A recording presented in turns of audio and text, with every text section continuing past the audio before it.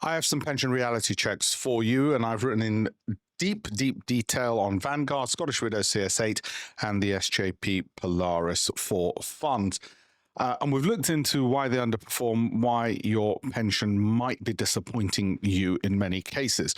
And the breakdown really comes down to, first of all, underperformance. In some cases, we've analyzed the wealth managers who are selling these and the lack of communication from them.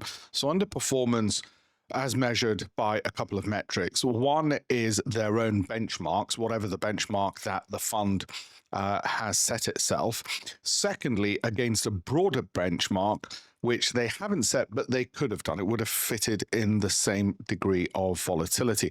And then we've looked at the kinds of returns that people have missed out on as a result of those. The clear reasons for that underperformance in the case of each of these funds hasn't actually been so much fees. Those add up over a long period of time. Over a given 1 or 2 years, an extra percentage in fees unnecessarily paid compared to managing your own money doesn't make that much of a difference. What's really been killing performance is the fact that they very often invest in a lot of securities under the headline fund, and therefore if one of those stocks was to do well, it wouldn't actually add much by way of return.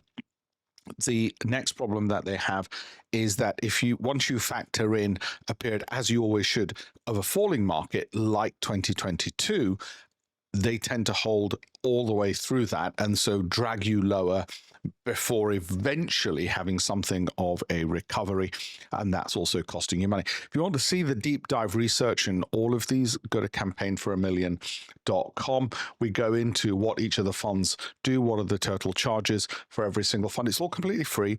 Go to campaignforamillion.com/blog.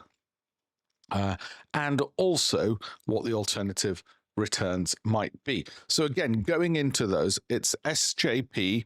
We've also previously looked at things like Fundsmith as well. Scottish Widows CS8. We've gone with the most popular ones.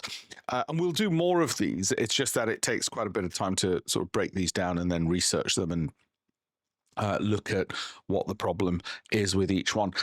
Essentially, they are putting everybody into one of 3 baskets: low risk, medium risk, high risk. And the problem with that is the baskets are really broad.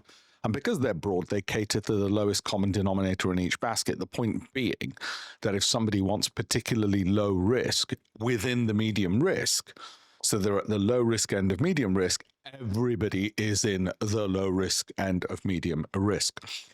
And that, again, is a critical reason for their underperformance, their disappointment on growth.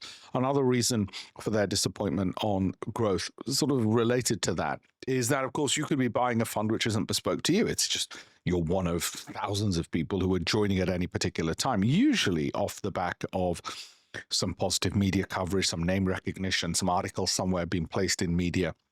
And all of that then leads to the problem that you might be entering the market at just precisely the wrong time. So if you're one of those people who want a more sophisticated approach to managing your own capital, and you believe you could manage your own through a SIP or ISA or 401k if you're in the US, wherever you are in the world, then have a look at campaignforamillion.com/blog, and you'll see these articles, I say, completely for free, as well as a bunch of tools and calculators as well that you can have a look at, just to see how companies and the most popular funds have been underperforming, how they've been very often disappointing people on this.